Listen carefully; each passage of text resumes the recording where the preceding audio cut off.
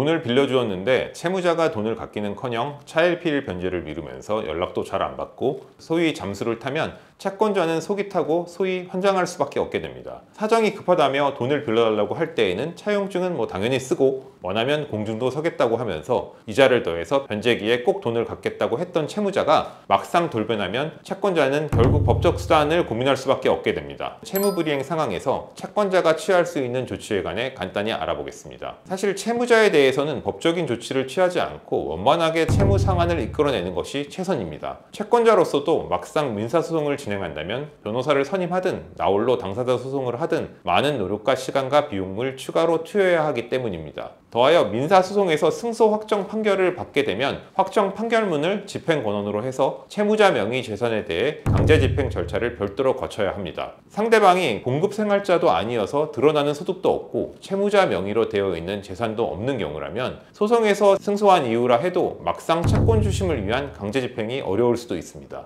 일단 채권자가 취할 수 있는 조치로는 정식의 민사소송을 제기하기 이전 단계로서 독촉 절차인 지급명령 신청을 진행할 수 있습니다. 지급명령 신청은 인지대나 송달료도 정식 소송에 비해 훨씬 저렴하고 상대방이 이 신청을 하지 않는다면 신청 후 확정 결정문을 받기까지 한 달 이내로 빠르게 진행도 가능한 이점이 있습니다. 다만 지급명령 신청에 대해 채무자인 상대방이 어차피 이 신청을 한다면 사건은 민사 본안 사건으로 넘어가게 됩니다. 궁극적으로는 채권자는 채무자를 상대로 대여금 반환 청구 소송을 제기해야 합니다. 차용증이나 이체 내역을 증거로 첨부하여 대여금 소송 소장을 법원에 접수하면 소송 절차가 개시되며 사건마다 다르겠지만 대략 4개월 내지 6개월 후 1심 판결이 나오게 됩니다. 승소 확정 판결문을 받으면 이를 집행권원으로 해서 직접 법원 집행과에 신청한다거나 채권 추심 전문 업체에 의뢰해서 채무자 명의 재산에 대한 압류 추심 등 강제 집행 절차를 개시할 수 있습니다. 만약 돈을 갖고 있지 않은 채무자가 자기 명의 부동산이나 보증금 등을 보유하고 있는 경우라면 정식으로 대여금 청구 소송을 제기하기 이전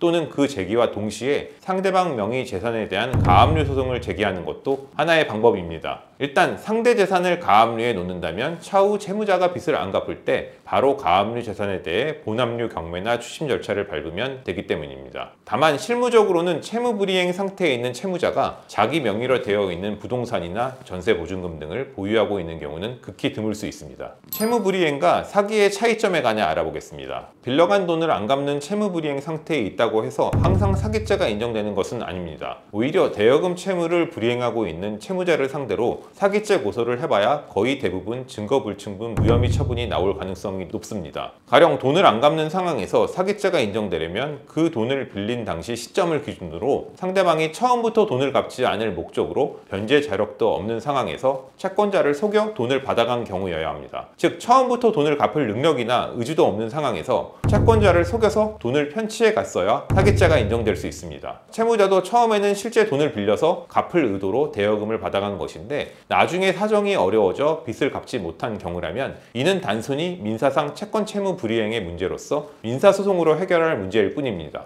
더하여 채무불이행 상황에서 상대방을 사기죄로 고소할 경우 채무자가 돈을 빌릴 시점을 기준으로 기망 의사나 변제 의도가 아예 없었다는 사정에 관해서는 고소를 제기하는 채권자에게 입증 책임이 있게 됩니다. 따라서 확실한 증거 없이 채무불이행 채무자를 사기죄로 고소해봐야 확률상 무혐의 처분이 나올 가능성이 높습니다. 그렇다면 채무자가 처음부터 의도적으로 돈을 갚을 생각이 없었던 것으로 보인다면 어떻게 조치해야 될까요? 언급드린 대로 채무자가 돈을 빌릴 당시 시점부터 돈을 갚을 생각도 없었음에도 의도적으로 돈을 빌려간 것이라면 법리적으로 사기죄가 인정될 가능성이 있습니다. 대여금 채권자 입장에서는 상대방이 돈을 갚을 생각이 없었음을 알았다면 단연코 돈을 빌려줄 리도 없었거니와 채무자는 이 부분에 관해 채권자를 속여 기망했음이 인정될 수 있기 때문입니다. 따라서 이런 정황이 있다면 채권자는 민사소송 제기와는 별개로 채무자를 사기죄로 고소하여 처벌받도록 조치하면서 채무 상환에 관한 압박을 가해볼 수도 있습니다. 다만 사기죄 고소를 하여 상대방 기소라는 목적을 달성하기 위해서는 사기죄 성립 요건을 충족하는 증거 자료들을 고소장에 함께 첨부해야 합니다. 가령 돈을 빌려간 시점을 기준으로 채무자가 신용불량 상태나 무자력 상황에 있었다는 사정, 여러 채권자로부터 이미 빚독촉에 시달리고 있었던 사정, 돈을 빌려갈 때 사실과 다르게 포장하여 채권자를 속였다는 내용, 빌려간 돈을 혹시라도 다른 용도로 사용했다는 증거가 있다면 그에 관한 내용을 최대한 객관적인 자료로 확보해서 고소 증거로 첨부해야 하겠습니다. 민사소송 진행 절차에 관해 알아보겠습니다. 대여금 반환 청구 소송을 예시로 들어본다면 우선 채권자인 원고가 채무자를 피고로 소송을 진행하면 되며, 원고가 소장을 작성해 관할 법원에 제출하면 민사소송은 개시됩니다. 소장 제출과 접수는 종이 문서로 직접 또는 등기 우편으로 법원 민원실로 접수해도 되며, 대법원 전자소송 사이트를 통해 온라인 제출도 가능합니다. 소장을 제출하면 법원에서는 소장 기재 내용의 형식적 요건만 심리해서 문제가 없다면 그 부본인 복사본을 피고 주소지로 송달해 줍니다. 피고는 소장을 송달받은 날로부터 30일 이내에 소장 기재 내용에 관한 자기 입장을 적은 답변서를 제출해야 하며, 무작정 답변서를 제출하지 않고 버틴다면 원고가 청구한 소장 기재 내용대로 무변론 원고 승소 판결이 선고될 수도 있습니다.